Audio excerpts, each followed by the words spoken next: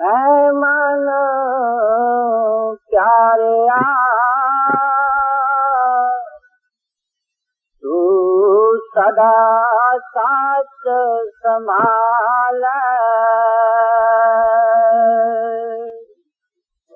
राधा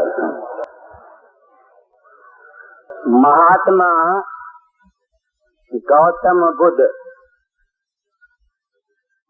से किसी आदमी ने पूछा, हे महात्मा जी, ऐसा कोई तरीका बताओ जिससे आदमी की मौत न आवे, यानी इंसान अमर रहे, इंसान इमॉर्टल रहे, इंसान की मृत्यु न होवे। गौतम बुद्ध ने कहा, भाई उसका तरीका है। वो बहुत खुश हुआ। उसने सोचा कि महात्माओं के पास अजीब और गरीब तरीके होते हैं, और अभी आप कहते भी हैं कि हाँ उसका तरीका है, और अभी वो सुनाते हैं, तो वो बड़े ध्यान से और गौर से सुनने लगा। महात्मा बुद्ध ने जवाब दिया, सदा अमर रहने का एक ही तरीका है कि जन्म मत लेओ, यानी जन्म ही नहीं लेओ तो तू मरेगा ही नहीं। वो बड़ा हैरान हो गया। कहता जन्म तो ले चुका हूँ, जन्म तो ले चुका हूँ, फिर क्या होगा? कहते फिर मरना जरूर होगा। तो गुरु नानक साहब जी महाराज ने इसका एक स्पष्ट जवाब फरमाया है। कहते हैं, मुइया जित घर जामिया चित जीवतियां मन मार। कहते हैं, ऐ इंसान, अगर तू अमर रहना चाहता है तो जहाँ तुमको मर के जाना है वहाँ तू जीते जी मर के जाओ। जहाँ तू मर के जाना है वहाँ तू जीते जी मर के जाओ।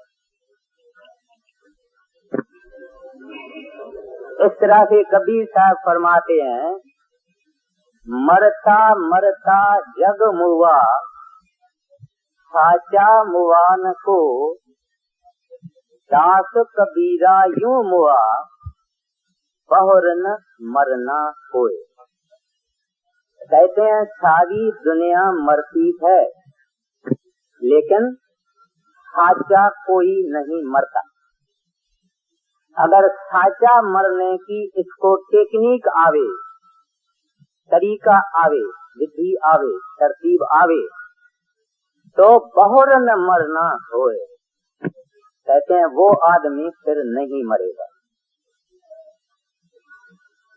तो आज हालांकि ये मरने की जो विषय है ये प्लेजेंट नहीं है।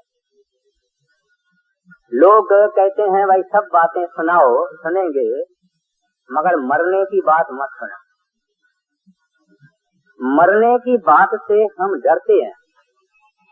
जब कोई मरा हुआ आदमी जाता है, उसको फिर लोग कंधे पर उठा के ले जाते हैं, तो हम अपनी शक्ल इस तरफ कर देते हैं। हम उनको देखना नहीं चाहते हैं। हम मरने के बनिस्बत कोई बात नहीं सुनना चाहते हैं, पर मरने के बनिस्बत हम कुछ विचार भी नहीं करना चाहते हैं। कहते हैं इस चीज को हमारे से दूर रखो। लेकिन ये इंसान की नादानी है, क्योंकि इस संसार में अगर किसी चीज का पक्का भरोसा है कि वो आएगी और होएगी और जरूर होएगी, तो वो इंसान की मौत है। एक दिन जरूर हर एक को मरना पड़ेगा। इस सिचुएशन को फेस करना पड़ेगा। अनकड़ है और कोई इससे बच नहीं सकता। बचने का जवाब गुरु नानक साहब जी महाराज ने भी दिया, कबीर साहब महाराज ने भी दिया, गौतम बुद्ध ने भी दिया और कई महात्माएं हैं। तो अपने को इस बात को आज मुख्तसर में सोचना है। हालांकि ये मौत की जो विषय है बहुत बड़ी है, तो पहले पहले हम इस बात को देखेंगे कि जब इंसान की मौत आती है तब क्या होता है। जब एक आम इंसान की मौत आती है तब एक पावर, एक शक्ति जिसको काल शक्ति कहते हैं, वो इंसान के माथे में सुरत को या कॉन्शियसनेस को या रूह को या आत्मा को खींचती है। जब खींचती है तो पहले पहले पांव ठंडे हो जाते हैं। कभी कोई बीमार आदमी है, बहुत बीमार है, हम जाते हैं देखने को, या जो बुजुर्ग होते हैं, तजुर्बेकार होते हैं, वो पहले उसके पांव को हाथ लगा के देखते हैं, कहते हैं भाई ठंडा हो गया। हाथ और पांव ये जो शरीर की एक्सट्रीमिटीज है, यानी जो शरीर के की आखिरें हैं, ये यहाँ पांव और ये टांग और पांव और हाथ, इनको देखते हैं।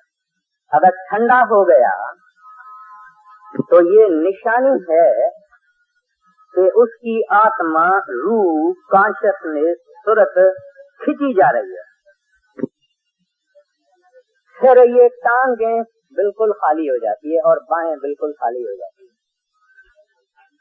और फिर इसी तरह से आहिस्ते आहिस्ते उसकी कमर और पीठ और गर्दन तक वो मर जाता है। फिर भी इस हिस्से के अंदर उसकी सुरत है, उसकी आत्मा है। फिर यहाँ गर्दन को भी छोड़ती है, फिर आंखों को छोड़ के फकत यहाँ आके जमा होती है और आखिर यहाँ से निकल जाती है और हम कहते हैं कि मर गया।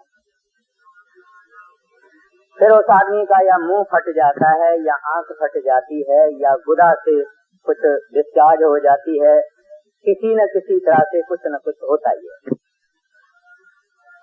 अच्छा, ये मौत भी 4-5 नमूने से होती है।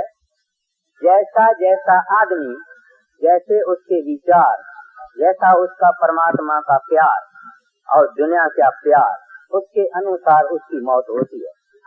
जो संत जन हैं या संतों के भक्त हैं, जो रोज भजन करते हैं, सिमरन करते हैं और ये ही नमूना मरने का, अपनी मर्जी से मरते हैं, वो अंदर से अपनी रूह को ले जाते हैं। वो आंखों से नहीं, नाक से नहीं, कान से नहीं, मुंह से नहीं, नीचे के जो 2 दरवाजे हैं उनसे नहीं, अंदर से ही ले जाते हैं। बाकी आम आदमी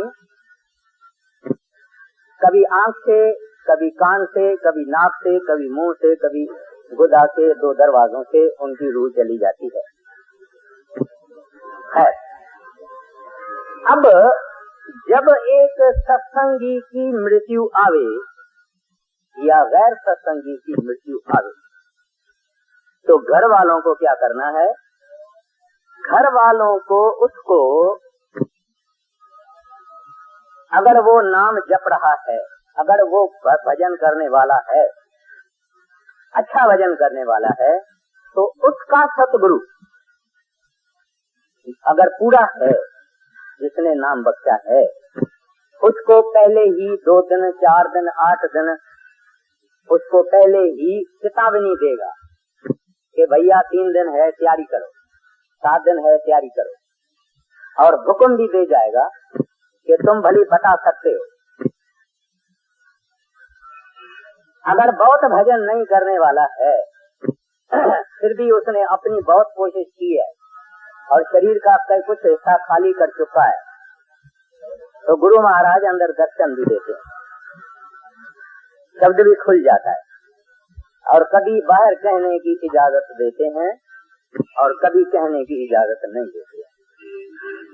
मगर अगर सत्संगी होके इसने भजन नहीं किया, खूब दुनिया के शौक किए हैं, तो भी उसकी गुरु संभाल जरूर करता है, मगर वो छिप जाएगा, शांत जाएगा, कहेगा नहीं। गुरु आएगा जरूर। बड़े महाराज जी फरमाया करते थे कि अगर गुरु मरने के वक्त न आवे तो उसको दूरों सलाम करना, गुरु करने की कोई जरूरत नहीं। गुरु का तो मेन ड्यूटी ये है कि मरने के वक्त सिख की सेवक की संभाल करे।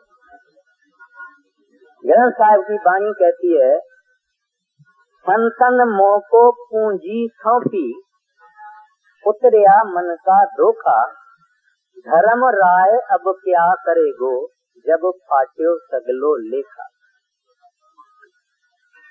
तो वो आदमी जो चुप चुप जावे, कुछ न कहे, उसकी भी संभाल होती है। ये होता है सत्संगी का हाल। कभी कभी सत्संगी को पीड़ा होती है या उसकी बुद्धि होश में नहीं होती है, तो क्या करना चाहिए? उस वक्त उसको सिमरन करवाना चाहिए, उसको याद दिलाना चाहिए कि भाई तू अपना हमारी चिंता नहीं करो, महाराज जी को याद करो, गुरु को याद करो, तुमको नाम सिमरन है, याद है, तू 5 नाम याद है, सिमरन करो, गुरु का ध्यान करो, हमारी चिंता नहीं करो। ऐसा उसको गुरु के तरफ उसका ख्याल लगाना चाहिए। ये रह गया सत्संगी का हाल। और जहाँ तक हो सके, अगर उस वक्त घर के अंदर गैर सत्संगी हैं तो उनको बड़े ही प्यार से, प्रेम से, अदब से उस मरने वाले के कमरे से बाहर ले जाना चाहिए, विनती करके और रिस्पेक्टफुली उसको बाहर ले जाना चाहिए। अच्छा, ये हो गई हालत सत्संगी की। गैर सत्संगी भी अगर हो, जिसको पूरे गुरु ने नाम नहीं दिया है, आम तो क्या होता है कि आदमी का मरने का समय होता है तो खासकर औरतें, नहीं तो बहुत सब लोग रोना, पीटना, चिल्लाना शुरू कर देते हैं, हाय हाय करना शुरू कर देते हैं, जिससे मरने वाले का नुकसान होता है। माफ करना, मैं जो ये आज विषय लिए है, इसमें लोगों को कुछ लोगों को थोड़ा सा डर होता है। कभी वो कहते हैं पता नहीं इसने आज क्या लिया है विषय, तो वो जो टाइम आता है उसी गैर सत्संगी को भी आगे भी उस रोना, चीखना, चिल्लाना, हाय हाय करना नहीं चाहिए। उस वक्त उसकी रूह निकल रही है, उस आदमी को कहना चाहिए तू भाई हमारी फिक्र नहीं करो, एक दिन मरना जरूरी है, मालिक सबकी संभाल करता है, तुम परमात्मा को याद करो, हरि को याद करो, गोविंद को याद करो, वादु अकाल पुरख को याद करो। और मरने से वो कंफ्यूज हो जाता है, वो घबरा जाता है और उसकी आत्मा का सिमटाव यानी जो खेच है वो बड़ी तकलीफ से होती है। अच्छा, फिर कुछ लोग हैं जो सोचते हैं कि मुर्दे को एकदम जमीन पर रखना चाहिए और दीवा भी जलाना चाहिए और क्रियाकर्म भी करना चाहिए। जहाँ तक सत्संगी का सवाल है उसके आगे दीवा रखने की कोई जरूरत है नहीं। ये रस्म कहाँ से आई है कि जब भी आदमी मरता है, नौ द्वारा छोड़ के आगे जाता है तो उधर उसको ज्योति दिखाई देती है अंदर। जो भी भजन करके अंदर जाएगा उसको अंदर ज्योति दिखाई देगी। इस वास्ते सब गुरुद्वारों में, ठाकुर द्वारों में, चर्चों में, चाहे यहूदियों के चर्चों में, सब जगह ज्योति जरूर होती है। तो उस वक्त जो परमात्मा का प्यारा है, जिसने दुनिया में नेक काम किए हैं, शुभ काम किए हैं, अच्छे अच्छे काम किए हैं, किसी को तकलीफ नहीं दिया है, ईमानदारी की चाल जिसकी है, जो भला आदमी है, उसको तो उसकी तो रूह क्षमता होके देखती है। जो गुरु का भक्त है उसको तो अंदर ज्योति आती है। तो बाहर जो ज्योति है इससे कुछ बनता नहीं, ये ज्योति अंदर की ज्योति से वास्ता है। सत्संगी के आगे ज्योति होने की कोई जरूरत नहीं, और सत्संगी के आगे रोना भी नहीं। चाहे गैर सत्संगी हो तो उसके भी आगे रोना नहीं चाहिए। बड़े महाराज जी फरमाया करते हैं कि जब कोई आदमी मर जाता है तो उसको याद करके या उसकी हाजिरी में मरना, रोना, चिल्लाना, हाय हाय करना, आप उसके दुश्मन हैं। अगर कोई आदमी रिश्तेदार के मरने पर हाय हाय करता है, रोता है वगैरह, और उसके मरने के बाद भी रोता है, तो वो उसका दुश्मन है। हजूर बड़े महाराज जी एक बात बताया करते थे। भाई मगर सिंह करके एक सरदार साहब था, खुद सत्संगी था और उसका लड़का भी सत्संगी था। उसका जवान लड़का था, वो लड़का गुजर गया। तो भाई मगर सिंह जो था वो भजन भी करने वाला था। उसने सोचा गुरु का भाना है, उसने अपने को धीरज में रखा, रोया नहीं। और उस जवान लड़के को माँ भी नहीं थी, माँ उसकी पहले ही गुजर गई थी। बहन भरी थी, तारू नाम की। उस बहन ने बहुत ही रोया और अपनी छाती को पीटा। जब भी ऐजा पर्ची करने को लोग जाते हैं तो पीटने बीटने का कहीं रवाज पंजाब और सिंध में तो था। तो रात को उसका भाई बहन को कहता है, बहन तारू, जितना तुमने रोया है और अपने आप को पीटा है, तू देख मेरा ये चेहरा जो है तुम्हारे पीटने से मेरा लाल हो गया है, और मेरा रास्ता जो रोशनी से भरा हुआ था, तुम्हारी आंखों से वो रोशनी कम हो जाती है, मैं आगे नहीं जा सकता। तो जो आदमी मर जाता है, दुनिया में तो एक गलतफहमी ये होती है, अगर कोई रोवे नहीं तो आम आदमी कहेंगे ये देखो पत्थर दिल आदमी है, उसको मरने वाले की कोई फिक्र नहीं थी, जैसे कि बैठे हुए थे तैयार के ये मर जावे। तो इस वास्ते कई लोग रोना नहीं भी आता है तो रोते हैं, बहुत कुछ होता है। कहने का मतलब ये है कि रोने से जो आदमी मर गया है उसका बहुत नुकसान होता है, वो चाहे सत्संगी होवे चाहे गैर सत्संगी होवे। एक पादरी था, प्रीस्ट, वो अपने माँ को बहुत ही प्यार करता था, और इतना माँ को प्यार करता था कि उसने शादी भी नहीं। उसकी माँ बूढ़ी हो गई बहुत, और वो बेचारी मर गई तो इसका माँ में बहुत मोह था और बहुत रोता था, बहुत माँ को याद करता था। एक दिन उसकी माँ उसको सपन में आती है, क्या देखता है कि मेरी माँ, उसकी पीठ दिखाई देती है, और हाकर लोग हैं ना, जहाँ वो पानी वाले पानी उठाते हैं या छोले उठाते हैं, चने उठाते हैं, तो यहाँ एक बड़ी लकड़ होती है और उसमें वो सामान उठा के चलते हैं। वो देखता है कि एक बड़ी लकड़ है मेरी माँ के गर्दन पर, और उसमें 2 बाल्टी जिसको कहते हैं, वो बाल्टी भरी हुई है पानी की, और वो ऊपर जा रही है और आधा कदम भी नहीं उठा सकती। तो ये माँ को कहता है, माँ तू इतनी नेक औरत, तुमने किसी को दुखी भी नहीं किया, तुमने किसी को तकलीफ नहीं दी, तुमने किसी को कभी पाप नहीं किया, तुम्हारी ये हालत। तो माँ मुंह ऐसा करके उसको कहती है, पुत्र हाँ ये तुम्हारे कारण है। उन्होंने कहा, माँ मैं तो तुमको याद करता हूँ। बोलती है, इस वास्ते मेरी ये हालत है, ये जो 2 बाल्टी पानी की भरी हुई है ये तेरी आंसू है, और ये मुझे उठानी पड़ती है, और इसके कारण मैं आगे नहीं चल सकती।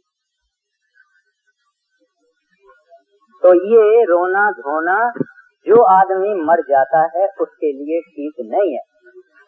फिर तीसरी बात ये होती है कि हम क्रियाकर्म जो करते हैं, सत्संगी को इजाजत है, मगर क्रियाकर्म से जो मर गया है उसको कोई फायदा नहीं होगा। ये एक रस्म है, सिखों की अपनी है, हिंदुओं की अपनी है, आर्य समाजियों की अपनी है, मुसलमानों की अपनी है, सबकी अपनी है।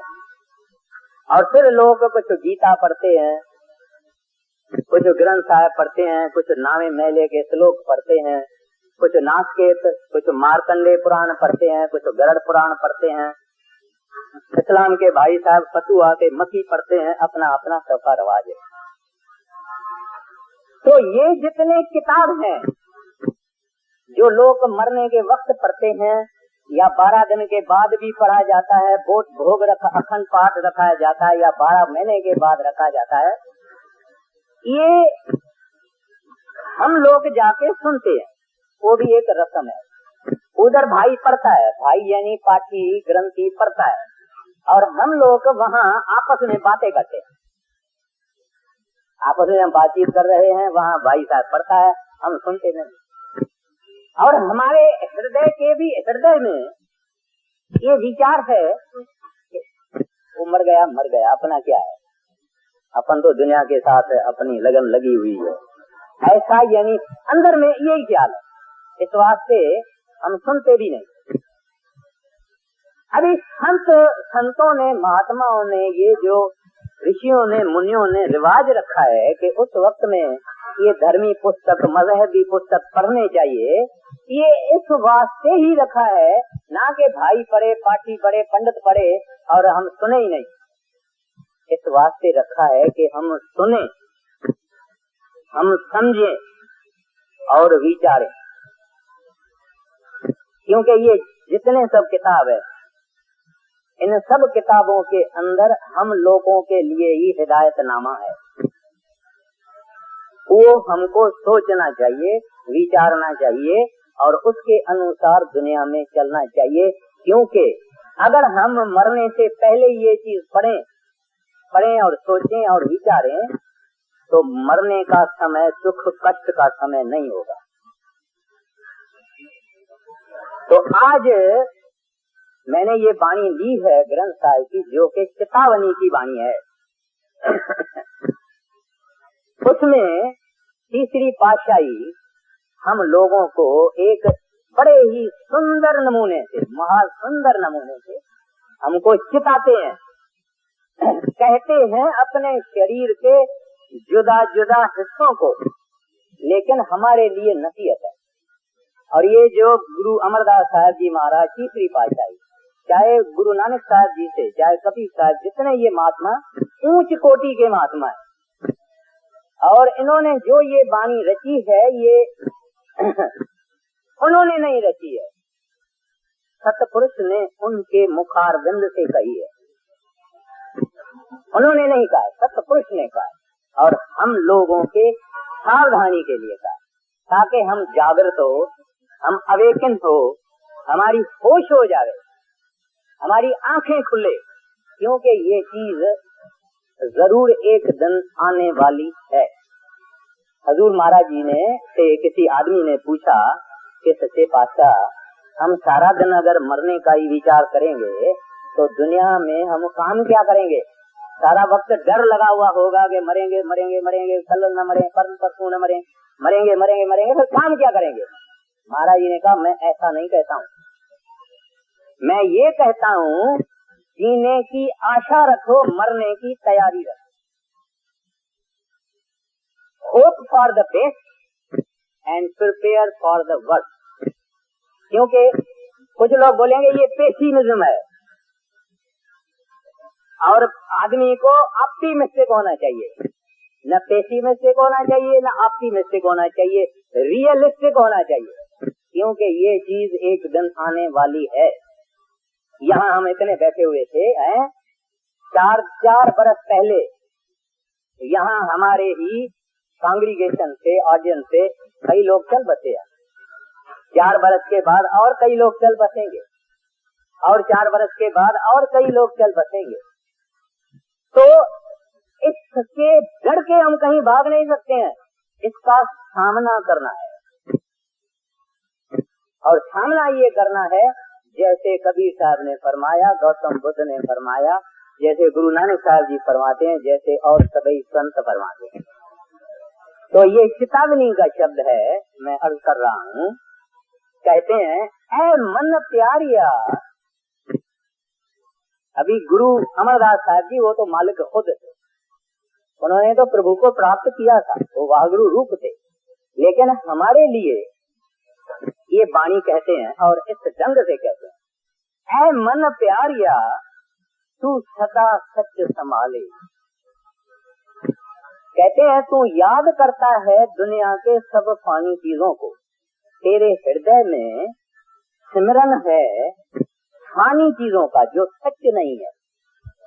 सच को आम आदमी कहते हैं सच कहना, तो स्पीक ट्रुथ, मगर यहाँ ट्रुथ सच कहना नहीं है। यहाँ ट्रुथ वो है the eternal, the ever lasting, the immortal, वो ट्रुथ है, वो परमात्मा है, वो रब है, वो वाहिगुरु अकाल पुरुष है, वो अल्लाह है, वो गॉड है, वो हरि है। कहते हैं तू सदा सच संभाल, मगर हमारी हालत ये है कि सदा कूड़ संभालते हैं। यार दोस्त स्त्री मित्र पुत्र धन माल सब कुछ जो है वो कूड़ है। कूड़ का सिमरन, कूड़ की जपनी, कूड़ की याद, सब कूड़ ही कूड़। कूड़ का माना जिसको हम एक दिन छोड़ जाएंगे, बाकी तो चीजें और है, लेकिन ये शरीर जो जिसको हम अपना कहते हैं, जिसको खूब मालिश और पॉलिश करते हैं, परफ्यूम लगाते हैं, डिओड्रिकोलोन लगाते हैं, आरती के सामने घंटों के घंटे हम खड़े हो जाते हैं, वो भी एक दिन छोड़ना है। कहते हैं बाहर की और चीजों को तो छोड़ दे, your very body is perishable and is one day bound to go. इस वास्ते कहते हैं नहीं। देखिए आगे क्या कहते हैं, कहिए। ऐ मन प्यारिया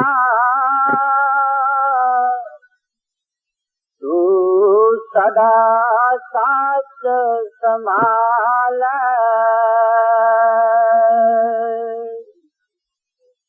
एक कुटुंब जो तू देखदा चल नहीं तेरे नाल। अबे इंसान जब पैदा होता है, पहले पहले इसकी एसोसिएशन कुटुंब से होती है, परिवार से होती है। बच्चा पैदा हुआ, माँ ने जन्म दिया, माँ भी है, बाप भी है, बहन भी है, भाइयाँ भी है, कुटुंब में आ जाता है और उससे पहले प्रीत होती है। बच्चे छोटे को भी मालूम ये है कि पप्पा है, ये मम्मा है, ये पप्पा है, ये मम्मी है। छोटे बच्चे को मालूम है, पप्पे के पास भाग के जाएगा, मम्मी के पास भाग के जाएगा, मगर दूसरा कोई कहेगा बेटा इधर आओ, नहीं, पहले नहीं आएगा। जब तक हमको उनको खिलाएंगे पिलाएंगे, चॉकलेट देंगे, कुछ देंगे, ऐसा ऐसा आएगा, वरना नहीं। तो इसका जो मोह है, जो इसका अटैचमेंट है, जो इसकी एसोसिएशन है, ये शुरू कुटुंब से होती है, परिवार से होती है, फैमिली से होती है। क्योंकि पहले वो कांटेक्ट में फैमिली के आता है, तो हमारा कुटुंब के साथ बहुत मोह होता है। तो कहता है ए कुटुंब तू जे देखदा चल नहीं तेरे नाल। कहते तुम्हारी इतनी गहरी मोह लगन जो कुटुंब के साथ है, ये तेरे नाल चलने वाला नहीं। क्या आदमी जब मरता है, बड़े से बड़ा डॉक्टर होवे, MRTPOs होवे, इंग्लैंड सारी दुनिया के सब इम्तिहान पास करके आया हुए, लेटेस्ट में लेटेस्ट उसके पास मेडिसिन होवे, वो कुछ नहीं करता। डॉक्टर बेचारे को खुद मालूम है कि दवा तो मैं देता हूँ, लेकिन ठीक करने वाली कोई और पावर है। जो भी ऑब्जेक्टिव हैं डॉक्टर अपनी अप्रोच में, उनको ये मालूम है भाई हम दवाई भी देते हैं, परख भी करते हैं, सब करते हैं, लेकिन जो शक्ति आदमी को ठीक करने वाली है वो कोई और है। तो कहते हैं ये कुटुंब तेरे साथ प्यारा नहीं चलेगा, तुम इसके साथ इतनी जो दोस्ती रखी है। आगे ऐ मन प्यारिया तू सदा साच संभाल, एक कुटुंब जो तू देखदा चल नहीं तेरे नाल।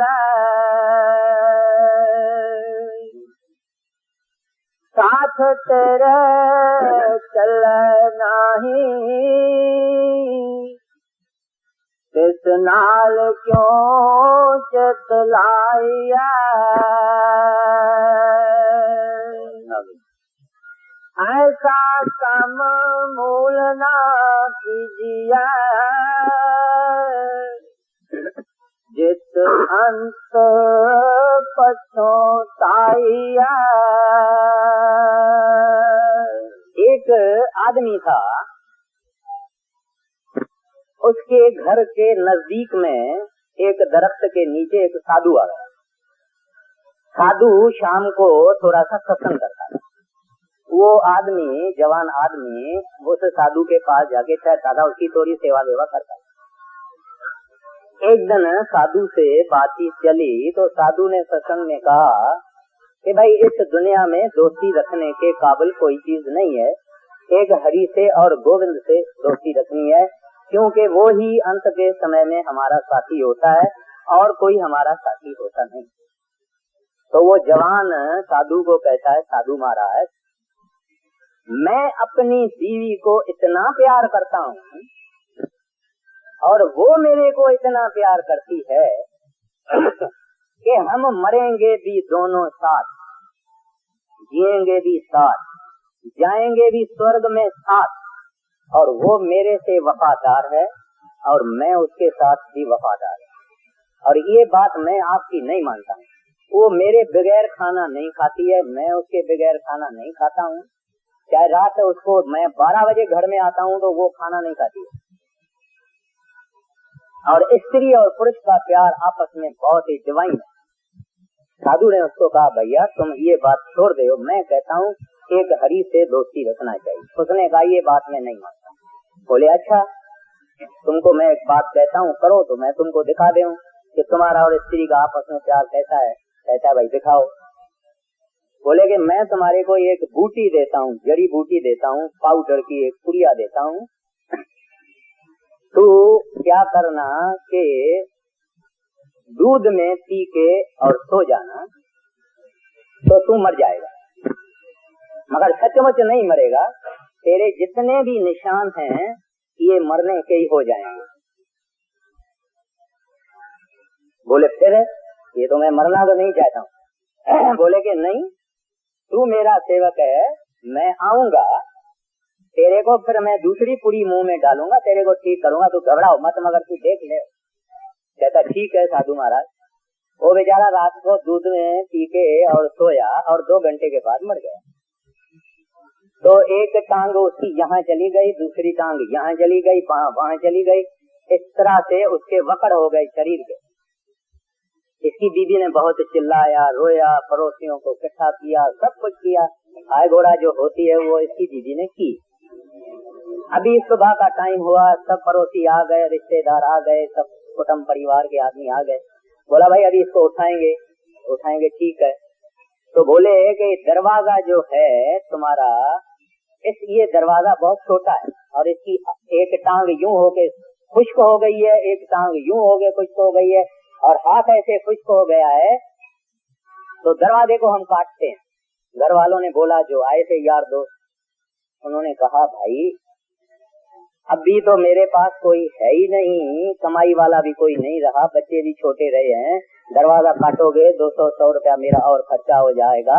इसकी टांग को आप दबाओ, अगर न दबे तो इसकी टांग को काटो, मगर दरवाजा नहीं काटो। और वो सब सुन रहा था, क्योंकि उसने उसको ऐसी बूटी खिलाई थी। खैर जब बिल्कुल इसको सब कुछ उन्होंने तैयार किया, उस वक्त साधु ने कहा भाई तुम इसको छोड़ दो, छोड़ो, ये मेरे हवाले करो, ये मेरा सेवक है। उसने दूसरी बूटी निकाली और उसके मुंह में डाली, उसके माथे को मांजा, गर्दन को मांजा, बाहों को मांजा और उस आदमी को सीधा कर लिया। उसको पसीना आ गया, आंखें भी खुल गई, ठीक हो गया। ठीक होके साधु को कमर में हाथ डाल के बोलता है चलो, बोलता है चलो, मैंने देख लिया कि इस संसार में कोई किसी का है नहीं।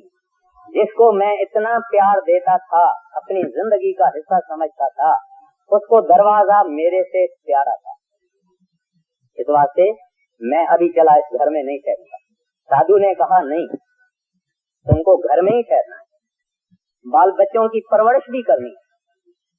इतना भी तुम सोच ले हो कि इस संसार में हमारा नाता स्वार्थ का है और मतलब का है, और अपना टाइम परमात्मा के बंदगी में रोज दिया करो। तो इस वास्ते ग्रंथ साहब की वाणी कहती है, इक्कस हर के नाम बिन अगे लइए एक होए। कहते हैं तुम्हारे मरने से ही पहले ये तुम्हारे से नाता काट लेते हैं कि ये खत्म हो गया। तब पूछते हैं कि हुंडियां कहाँ है, पैसे कहाँ है, तिजोरी की चाबियां कहाँ है। वहाँ डॉक्टर ने जवाब दिया है कि 24 घंटा ये आदमी जिंदा है। उसके बाद में ये बिल्कुल इंक्वायरी शुरू हो जाती है कि माल सामान कहाँ रखा हुआ है। और गुरु नानक साहब जी महाराज कहते हैं, ये तो 5वीं पातशाही की वाणी है, इक्कस हर के नाम बिन। कहते हैं एक हरि के नाम की बंदगी के बगैर अगे, कहते हैं मरने से पहले अगे लई यह खोए, तुमको खो बैठते हैं। They decide in their mind that he is no more, he is going to go away, और प्लानिंग शुरू हो जाती है मन में। तो गुरु नानक साहब जी महाराज कहते हैं, नानक कचड़ियां क्यों तोड़। कहते हैं ऐ प्यारा, ये दुनिया के नाते कच्चे हैं, कचड़ियां क्यों तोड़, झूंड सजन संत पकियां। कहते हैं संत ही पक्के नाते हैं, इनको तुम्हारे से कुछ नहीं चाहिए। झूंड सजन संत पकियां, वो मुया दे विछड़े वो मुया न जाती छोड़, वो जीवन दे विछड़िए वो मुया न जाती छोड़। कहते वो जीते जीते तुम्हारा सांस अभी चलता है, तुम्हारे को वो लोग अपने मन में डिसाइड कर लेते हैं कि खत्म है। और वो घर वाली कहेगी कि बच्चों को खिला दो 12 घंटा, फिर खाना ही नहीं होगा। इसमें किसी स्त्री का दोष नहीं है, किसी पति का दोष नहीं है, ये संसार का सब नाता ऐसा है। तो कहते हैं ढूंढ सजन संत पकियां, कहते हैं किसी संत की तलाश करो, उसका नाता पक्का है, यहाँ साथ है, मरने के समय साथ है, मरने के बाद भी साथ है। हाँ जी आगे। साथ तेरा चल नहीं इस नाल क्यों चितलाई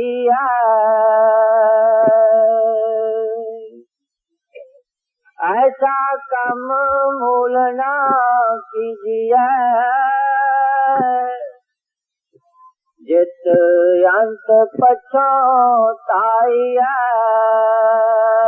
देखिए ये वाणी हमको मरने से पहले पढ़नी चाहिए और सुननी चाहिए, और इस हिसाब से दुनिया में चलना चाहिए। मरने के वक्त किसी ने 11 अध्याय अगर गीता का पढ़ा तो न प्राणी को कोई फायदा, और पढ़ने वाले का भी अगर ख्याल बाहर कोई नहीं फायदा। हमारी आम जिंदगी है, दुनिया में कई मौके हैं सुख के, हम दूसरे नावल पढ़ते हैं, रोज एक घंटा अखबार पढ़ते हैं, टाइम्स भी पढ़ते हैं, इकोनॉमिक टाइम्स भी पढ़ते हैं। इस चीजों के लिए हमारे को बहुत फुर्सत है, मगर इन चीजों के लिए हमको फुर्सत नहीं है जो चीज हमारे काम की है। तो क्या फरमाते हैं, ऐसा कम मूले न कीजिए। कहते हैं ऐसा काम नहीं करना। कोई आदमी अगर रेती की फाउंडेशन पर अपनी इमारत बनाएगा, अभी ये इमारत बनी हुई है, इसके नीचे सीमेंट कंक्रीट और लोहे की फाउंडेशन है, मगर कोई आदमी रेती के ऊपर बड़ा मकान बनावे तो हम उसको कहेगा ये अनाड़ी है, ये बेवकूफ है, रेत के ऊपर मकान बनाता है। लेकिन वो तो मामूली अनाड़ी है, हमारे जैसे कोई अनाड़ी नादान हो ही नहीं सकता है, क्योंकि हम रेती के ऊपर सारी चीज बनाते हैं। हमको मालूम है पिताजी चले गए, हमको मालूम है दादाजी चले गए, हमको मालूम है रावण भी चला गया, हमको मालूम है एक दिन हम भी चले जाएगा, फिर भी हम इस चीज को ऐसे जकड़ के बैठे हुए हैं जैसे कि दुनिया जाएगी मगर हम नहीं जाएंगे। इसके बढ़कर और एक नादान आदमी संसार में कौन होता है। कहते हैं जित अंत पछताइए। अभी मरने के समय क्या होता है, जैसे हम एक सपना देखते हैं, ख्वाब देखते हैं, ड्रीम देखते हैं, तो कितना बड़ा सपना होता है मगर होता 1 मिनट में। ऐसे मरने के वक्त आदमी को उसकी सारी जिंदगी नाटक के तरह से, सिनेमा के तरह से थोड़े अरसे में दिखाई जाती है। वो देखता है और रोता है। क्यों रोता है? क्योंकि उस वक्त इसको सारी जिंदगी सुपना लगता है, अभी नहीं लगता है। अभी अगर जैसे संत कहते हैं सब, योग वशिष्ठ में वशिष्ठ जी राम को यही बात सुनाते हैं कि ये सपना है। शंकराचार्य जी कह गए कि ये माया है, ये परछावा है। एक एक कहता है कि ये झूठ है, मगर हम सुनने को तैयार नहीं। तो कहते हैं कि ये झूठ है। उस वक्त जब ये सपना करके देखता है, ये सारा संसार इसको दिखाई देता है कि हाय मैंने क्या किया, मैंने क्या किया। उस वक्त ये रियलाइज करता है और उस वक्त रोता है। अब उसका बैलेंस अगर 50 लाख रुपया भी है, 50 करोड़ रुपया भी है, इसके काम का नहीं। जो इसने पाखंड से, फरेब से, धोखे से जमा किया, इसके काम का कुछ नहीं। बच्चे बच्चे खड़े हैं, लड़कियां खड़ी है, सब खड़े हैं, इसके काम का कुछ नहीं। देखिए क्या it's such a strange situation. एक आदमी ने अपने सिर से पांव तक मेहनत करके पैसा जमा किया, धोखे से, पाखंड से, हर एक किस्म की चालाकी से, और ले जाता सुई भी नहीं ले जाता। और फिर भी इसका जमा करना चालू है, छोड़ेगा नहीं। हम बैठे हुए सब हम एक ही कैटेगरी के हैं। कोई प्रभु का प्यारा होगा, मैं उसे माफी मांगता हूँ, लेकिन हम सब एक ही जैसे हैं। सुनेंगे, थोड़ा देरी विचार करेंगे, छोड़ देंगे, फिर वही सिलसिला हमारा जो है वो चालू है। तो यहाँ हमको गुरु साहब जी कहते हैं जित अंत पछोताइए, कहते हैं उस वक्त पछता है। उस वक्त आदमी रोता है, किस कारण? इस कारण रोता है कि हाय मैंने तो जो कुछ इकट्ठा किया वो तो मैं ले ही नहीं जाता हूँ। फिर कबीर साहब जी महाराज यहाँ आके कहते हैं अब पछताए होवत क्या, जब चिड़िया चुग गई खेत। कहते हैं प्यारा जब तू तंदुरुस्त है, शरीर ठीक है, चलता है, फिरता है, आनंद भया मेरी माई सतगुरु में पाया। वो आनंद किसको कहते हैं? जब उनके शब्द खुल गए, जब अंदर शब्द खुल गए, वो शब्द आनंद है। इस संसार में कोई आनंद नहीं है, इंद्रियों के भोग है। जितना हम सुख और खुशी कहते हैं, या आंखों का भोग है, या कानों का भोग है, या नाक का भोग है, या मुंह का भोग है, या नीचे के 2 इंद्रियों का भोग है। आनंद नहीं है। आनंद एक और चीज है। आनंद कभी कम नहीं होता, आनंद बढ़ता जाता है और होता है और होता है, कम नहीं होता है। तो कहते हैं तो वास्ते वो सच, वो शब्द, वो वाणी, वो कलमा इलाही, वो मूल शब्द, मूल कलाम, कहते हैं वो सतगुरु का उपदेश है। संतों का उपदेश अगर थोड़े लफ्जों में किया कहा जाए, वो ये है कि ऐ इंसान तुम इस फानी दुनिया को छोड़ो। कैसे छोड़ो? अपनी कारोबार करते हुए भजन करो, भजन करके जीते जी मरो, यानी शरीर को खाली करो और अंदर नाम से जुड़ जाओ। वो नाम सच है, वो नाम आद सच, जुगाद सच है भी सच है। उसके साथ अपने रूह को मिला दो और उसकी पुल अपवर्ड है, उसकी पुल अपवर्ड है, बाकी दुनिया की पुल डाउनवर्ड है और आउटवर्ड है। कहते हैं उसमें अपनी रूह को जोड़ दो। गुरु नानक साहब जी महाराज ये कहते हैं, कबीर साहब यही कहते हैं, सब दुनिया के संत महात्मा फकीर औलिया दरवेश यही कहते हैं। तो यहाँ कहते हैं सतगुरु का उपदेश सुन तू होवे तेरे नाले। वाणी कहती है संत जना मिल भाइयो सच्चा नाम संभाल। कहते हैं संतों के साथ मिलो और सच्चा नाम वो आपको देंगे, उसकी कमाई करो। फिर आगे कहते हैं तोसा बंधु जी का एथे उससे नाल। तोसा कहते हैं वो चीज जमा करना जो कष्ट के वक्त, तकलीफ के वक्त, आपदा के वक्त काम में आएगी, उसको तोसा। पंजाबी में भी तोसा कहते हैं, सिंधी में भी तोसा कहते हैं। कहते हैं तोसा बंधु जी का एथे उससे। कहते हैं मरने से पहले तेरे साथ, मरने वक्त आज भी तेरे साथ।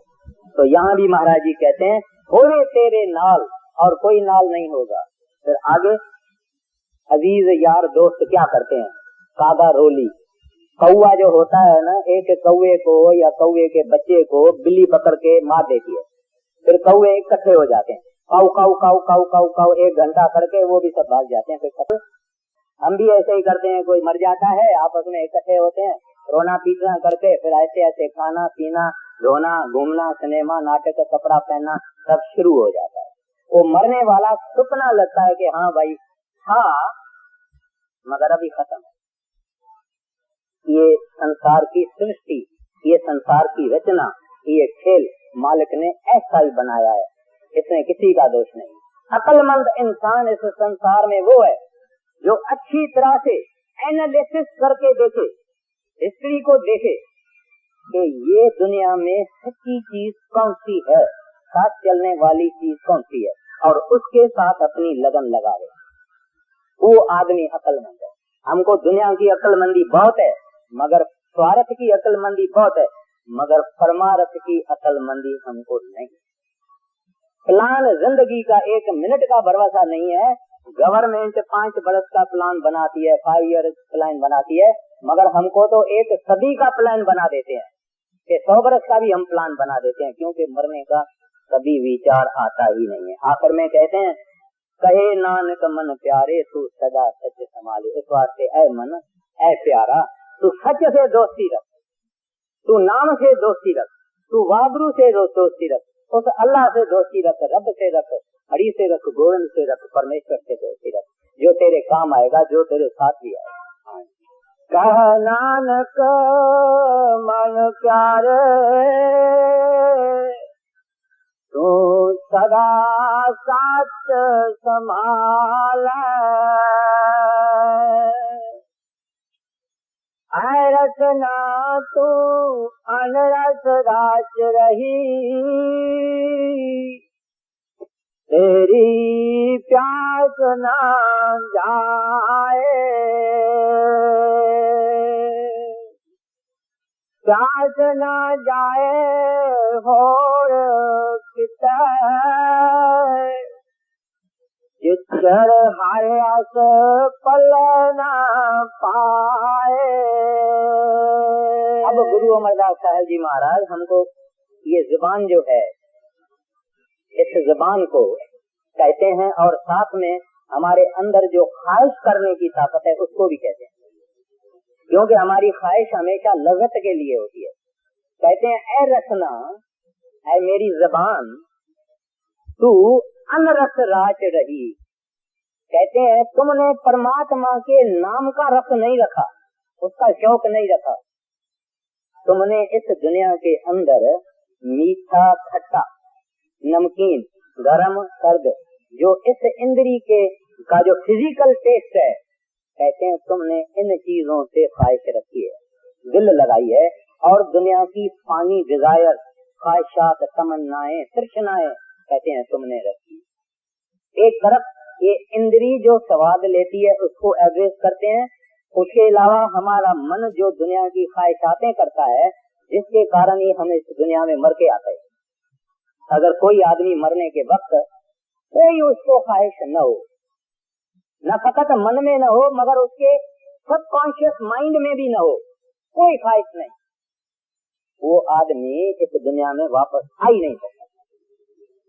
हम इस दुनिया में माँ जो है वो औरत होके आती है, औरत माँ होके आती है भाई, वही आदमी अपना पोता बन के आ जाता है, अपने पुत्र का पुत्र बन के आ जाता है, अपने कुटुंब में ही अक्सर आ जाता है। जिसके साथ वो अटैच्ड है, जो ख्वाहिश उसके मन में डोमिनेटिंग है, वो ख्वाहिश लेके इसकी आत्मा यहाँ आ जाती है।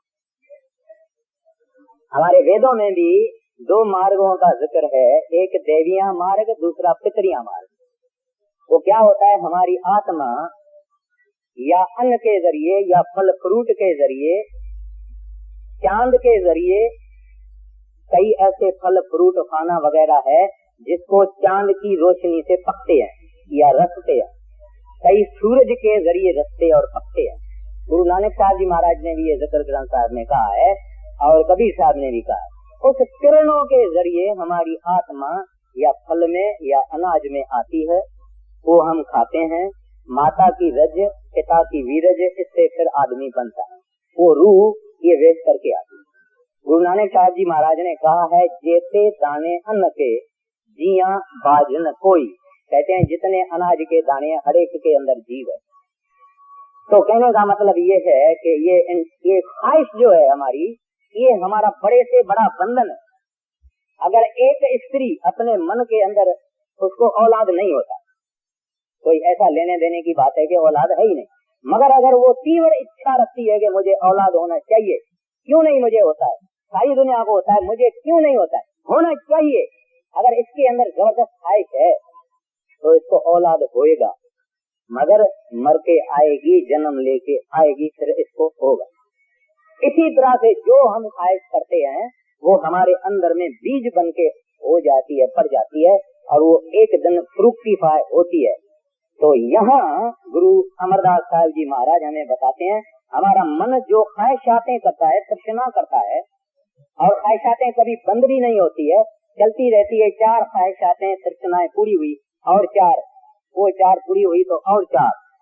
कहते हैं ए रसना तू अन्न रस, कहते हैं परमात्मा का रस छोड़ के दूसरा जितना रस है, except the Lord, this mind desires all the joys, all the delights, all the taste of the universe, except the joy of union with the Lord. कहते हैं इसको सब ख्वाहिशें चाहिए, सब स्वाद चाहिए, सवाय परमात्मा के। ऐ रसना तू अनरस राज रही, तेरी प्यास न जाए, and your thirst will be eternal, cannot be quenched। ये मन का काम है। 4 ख्वाहिशें हमारी परमात्मा पूरी करता है, 4 और रखिए। एक हांगकांग में ऑफिस है, कहता है भाई फलाने की तो लंदन में भी ऑफिस है, वहाँ भी हमारी भी होनी चाहिए, फलाने की तो न्यूयॉर्क में भी ऑफिस है, मेरी उधर भी होनी चाहिए। कभी नहीं सोचता है कि मेरे बाल सफेद हो गए हैं, अभी मेरी याद भी कम हो गई है, अभी तो मेरा एक कदम कब्रिस्तान में है, एक कदम बाहर है, पता नहीं काल किस वक्त झट मारता है। ये इसको कोई क्या अपनी ब्रांचें खोलता जाता है, ब्रांचें खोलता जाता है। तो इस वास्ते कहते हैं तेरी प्यास न जाए, प्यास न जाए औरत कितने जिचर हर रस फले न पाए। कहते यार तुमको ये बताऊं तो बताता हूँ, तुम्हारी प्यास कभी जाएगी भी नहीं, तुम्हारी प्यास कभी जाएगी भी नहीं, जब तक वो हरि मिलन की प्यास है, उस रब के विशाल की जो प्यास है, वो यूनियन विद द लॉर्ड है। कहते हैं जब तक वो तुम्हारी प्यास नहीं होएगी, यानी वो रस नहीं आएगा, कहते हैं तुम्हारी प्यास कभी नहीं जाएगी। इस बात को लेके जपकार में कहा गया है, देंदा दे लेन दे थक पाए, ऐ बंदा मालिक तो तुम्हारे को बहुत कुछ देगा मगर तू थक जाएगा। तो बड़े महाराज जी को भी, सरदार बहादुर जी को भी सत्संगियों ने कहा हजूर हम तो नहीं थकते हैं, मगर हमारी वो ख्वाहिशें पूरी हो जानी चाहिए जो हम करते हैं। महाराज जी ने कहा नहीं, ख्वाहिश तुम्हारी सब पूरी होगी, मगर कौन से जन्म में होगी ये गारंटी नहीं, मगर ख्वाहिश तुम्हारी सब पूरी होगी। तीसरी बात, दूसरी चौथी पातशाही गुरु रामदास जी की वाणी है, बसदा सपत दीप है सागर, कढ़ कंचन काड दरी जे, मेरे ठाकुर के जन इनहुन बात, हर मांगे हर रस दीप। कहते हैं ये 7 दीप है, यानी कॉन्टिनेंट है, 7 समुद्र है।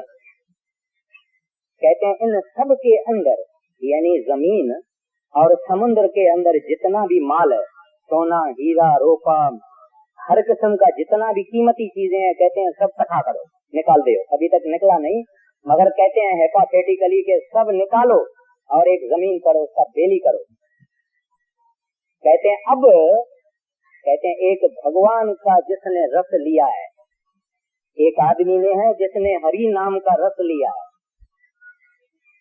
कहते हैं उसको ले आओ। कहते हैं मेरे ठाकुर के जन इन्हों बात है, कहते हैं वो कहेंगे हम ये देखना भी नहीं चाहता, जिसने हरि नाम का रस लिया उसको ले आओ, उसको कहो 7 समुद्रों का 7 दीपों का ये सामान रखा है, ले आओ भाई। वो कहेगा I don't want to see even, प्यारा मैं इसको देखना भी नहीं चाहता हूँ। भाई फिर क्या चाहिए, हर मांगे हर रस दीजिए।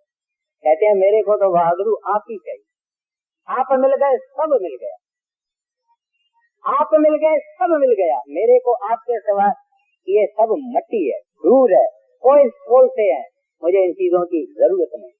मगर इतना सोना रोपा हीरे जवाहरात अगर पड़ा हुआ होवे, हमारे जैसा कोई मूर्ख आ जावे, उसको कहेंगे ले भाई जो लेना है, तो वो सब जेब भरेगा, सिर के ऊपर गमेला उठाएगा, सब करेगा, मगर इसकी प्यास नहीं जाए। एक रक्षा का हारी, एक किसान फैमिली थी, रक्षा की, 2 किसान थे, उनको बाप ने जमीन बांट के दे दी। छोटे किसान दे दी, तो एक जो था वो संतोषी आदमी था, थोड़ा बहुत भजन वजन करता था और जो दाल रोटी उसको मिलती थी खाता था, मगर उसकी बीवी बड़ी एम्बिशियस थी। उसकी बीवी कहती है तू क्या है, सुबह को खाता है पीता है, थोड़े में खुश है, तुम्हारे भाई ने देखो जायदाद 6 गुना कर दिया है और तू ऐसा ही बैठा है। इस तरह से बीवी ने उसको खूब रंग लगाया लोभ का। जब उसको खूब रंग लगा तो वो बीवी को बोलता है अच्छा तू गहना वहना सब बेच दो, मेरे को सोना दो तो मैं दूर में बहुत बड़ी जमीन लेता हूँ।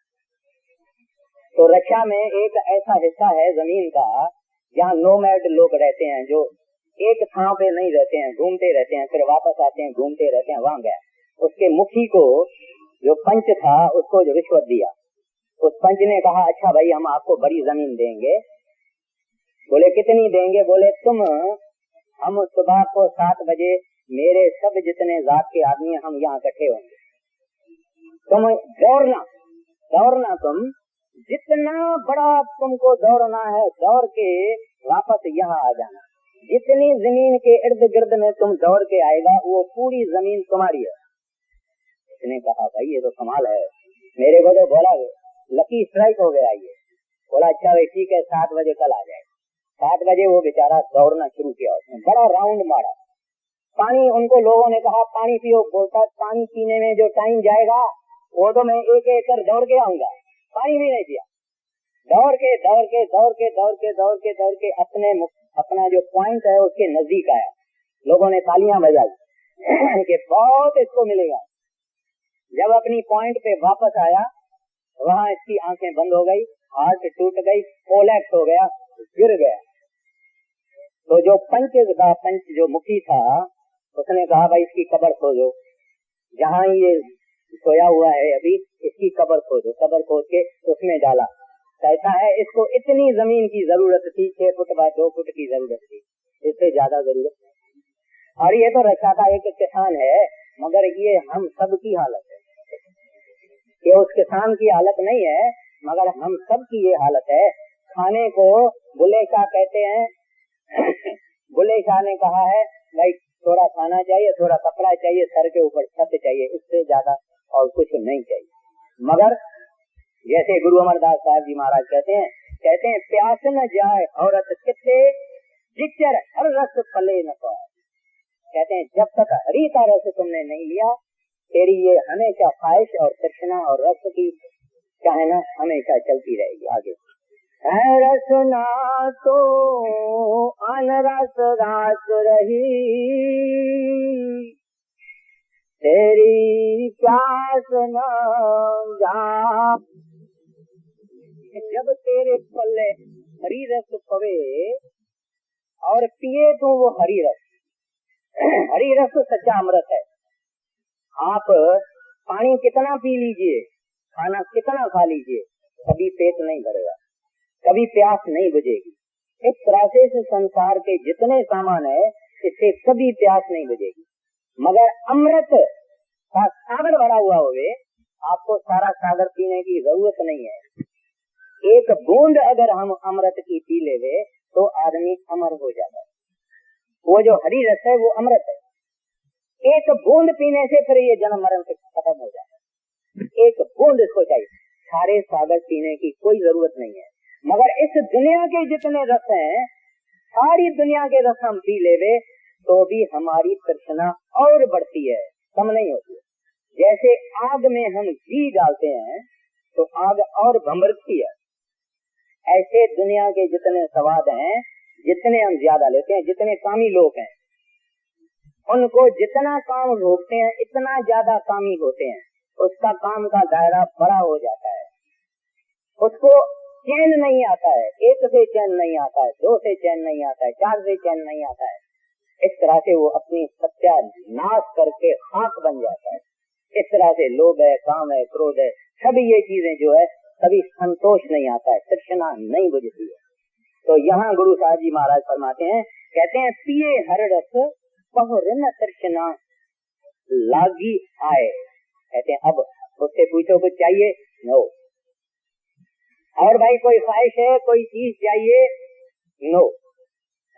एक औरत थी, उसने मेरे को अपने मुंह से बताया, कहते हैं बड़े महाराज जी हमारे घर में आए, मेरे को कहा काको तुम्हारी बड़ी जो देरानी है, तुम्हारा ससुरा जो है, उसने भी मेरे से कुछ मांगा, मैंने उसको दिया। तुम्हारे पति ने मेरे से मांगा, मैंने उसको दिया। तुम्हारी बड़ी देवरानी ने मेरे से कुछ मांगा, मैंने उसको दिया। उसके बाद जो दूजी है उसने मांगा, मैंने उसको दिया। तुमने कहा को मेरे से कुछ नहीं मांगा है और तू मांग, और जरूर मांग। दीदी मुझे कहती है कि माला जी ने इतनी हमारे ऊपर दया की है, बच्चे हैं, औलाद है, तंदुरुस्ती है, खुशियां है, धन है, सब है। कहती है फिर मेरे मन में क्या लाया कि महाराज जी जो चीज मैं मांगती हूँ आप देंगे। हाँ वो इसलिए तो मैं तो कहता हूँ कि जरूर मांगता हूँ, मैंने तुम्हारे सब फैमिली मेंबरों को दिया। कहती है हजूर जहाँ भी हूँ वहाँ आप मेरे संग हो।